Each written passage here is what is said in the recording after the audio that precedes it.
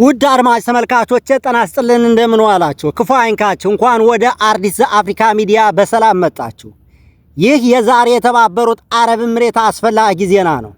በተለይም በተባበሩት አረብ ኤምሬት ውስጥ ለሚሰሩ ሰራተኞች የተዘጋጀ ዛሬ በተባበሩት አረብ ኤምሬት ውስጥ የሥራ ቪዛ ያላቸው ሰራተኞችን የሚመለከት ነው።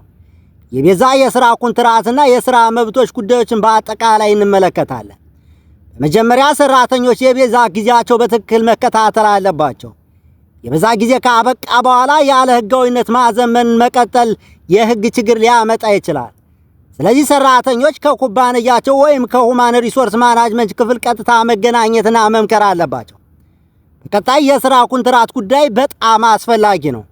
በተባበሩት አረብ ኤምሬት ውስጥ የኮንትራት ጊዜ የተገደበና ያልተገደበ መሆናቸውን መለየት፣ ደሞዝ፣ የሥራ ሰዓትና የእረፍት መብትና የሥራ ግዴታዎችን በኮንትራት ውስጥ ግልጽ መሆን አለባቸው። ከዚህ በተጨማሪ በህጋዊ መንገድ ሥራ መቀየር ይቻላል። ነገር ግን የቪዛና የኮንትራት ጊዜ መመርመር አለበት። ያለ ፍቃድ ወይም ያልተፈቀደ ሂደት ወደ ችግር ሊያመጣ ይችላል። ሰራተኞች ፈጣን ቪዛ ወይም ቀላል ቪዛ ሥራ በሚል የሚያታልሉ ካሉ ከድርጊታቸው እንዲቆጠቡም የተባበሩት አረብ ኤምሬቶች እያሳሰቡ ይገኛሉ። እንደዚህ አይነት ማጭበርበር የገንዘብና የህግ ችግር ያመጣል።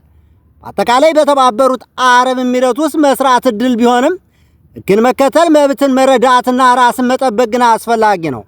ከዜናው ጋር ቴዎድሮስ ሽፈራው ነኝ። ቸር ይደሩ።